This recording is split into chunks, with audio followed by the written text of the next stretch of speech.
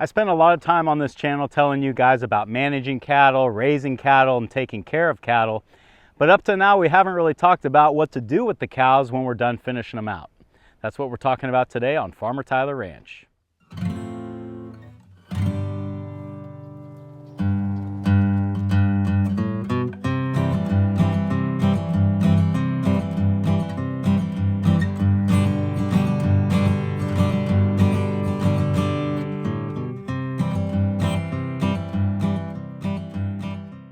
Now there are so many different cuts of meat out there and just as many different ways to prepare them. But today I'm just going to be talking specifically about one of my favorite things to do with beef. And no, it's not a juicy steak or a nice roast. It's actually something that's really basic, but it's something that I could eat just about every single day. I'm talking about hamburger jerky.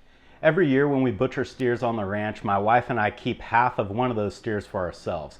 That's quite a bit of meat for two people, and I think that anyone that gets their meat this way finds that by the end of the year you're kind of left with a few different things, mostly roasts and hamburger. I pulled a couple packages of hamburger out of the freezer about 3 days ago and put them in the refrigerator to thaw out. So I'm thinking by now they should be thawed out and ready to go. So let me go grab them and we can get started.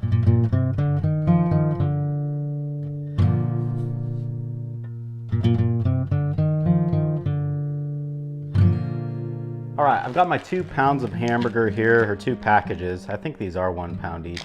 I'm not really sure, but it doesn't matter all that much. So what I'm gonna do is take these out of their package and put them both in this bowl. Then I'll add all my seasoning and I can mix these up together.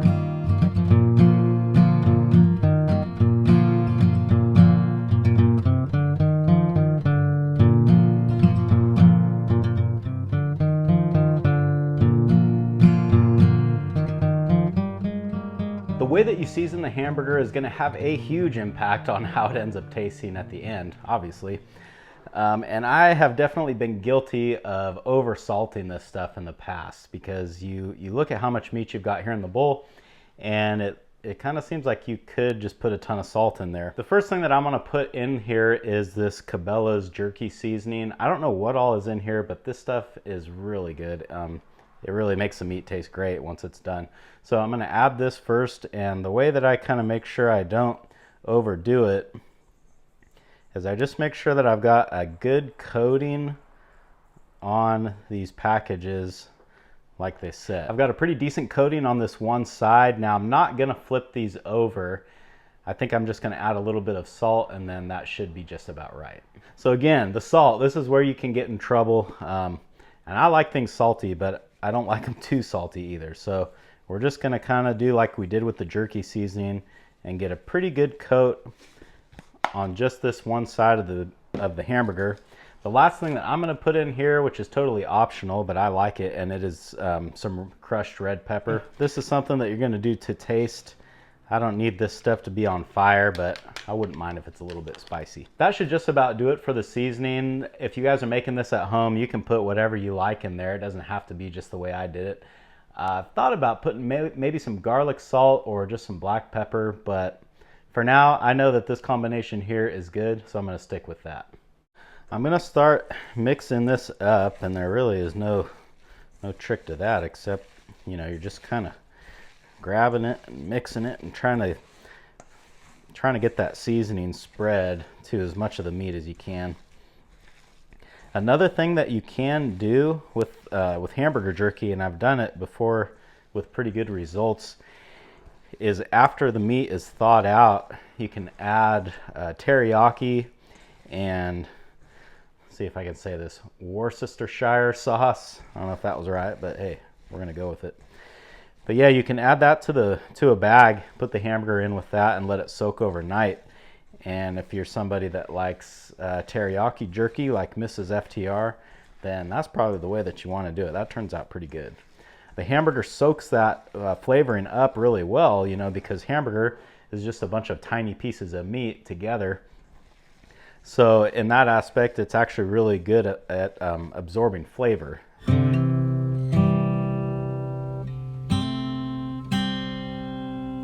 After I've got this hamburger pretty well mixed up, and I know that it's well mixed up because as I go through the meat, I'm not seeing any big clumps of seasoning.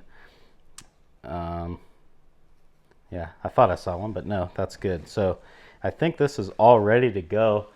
So the next step here is to get this hamburger sort of rolled out into strips, and then we can put it in the dehydrator. Now that I've got all this meat mixed up, it's time to put it in the dehydrator.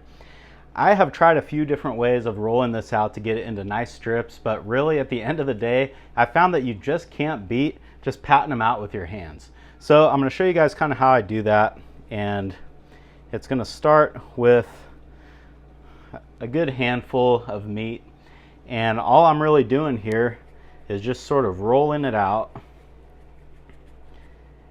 And once I get it kind of roughly into a strip like this, I'm just going to take my hands and kind of pat it together. Now I think the reason that this way works better than like trying to roll it out with a rolling pin or something like that is because it keeps the meat sort of more compact. That's a pretty good strip, and this is ready to go in the dehydrator.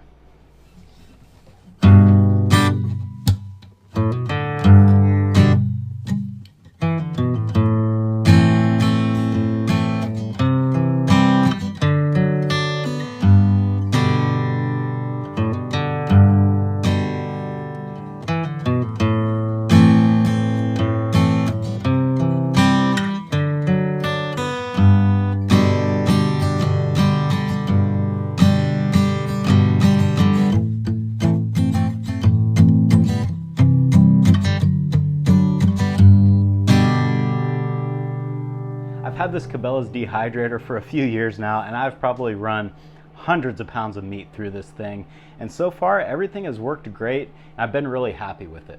I don't think I would want one any smaller than this, although they do make them, but for me this has been the perfect size. I've seen videos online where they talk about making jerky in your oven, but I'm really skeptical about how good that would work, because what makes this dehydrator different than the general oven is that the temperature is a lot more finely adjustable, and I can go much lower. I think this will go down to like 130 degrees or something like that, whereas my oven here in the kitchen only goes down to 170.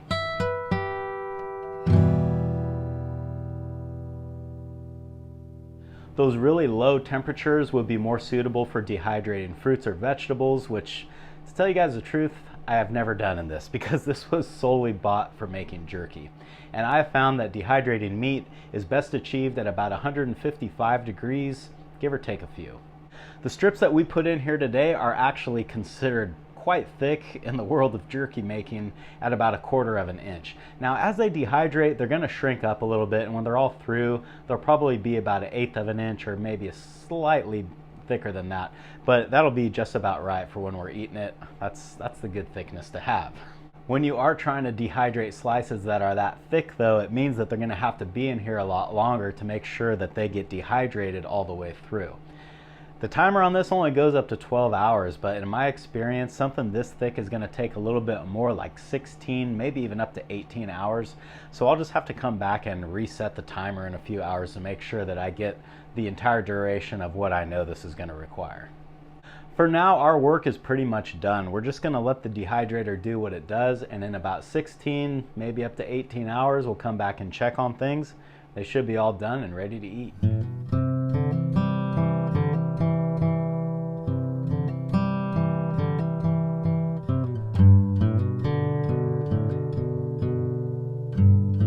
So here we have the finished product. This turned out pretty good, and I always like to break it in half and hope the camera focuses on that. But I always like to make sure that the meat has been cooked all the way through. There's nothing worse than realizing that it's not completely done when you want to take it with you.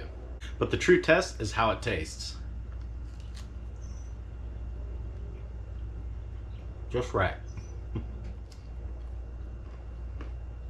Well, thanks for hanging out with me today, guys, and I hope I'll see you again on Farmer Tyler Ranch.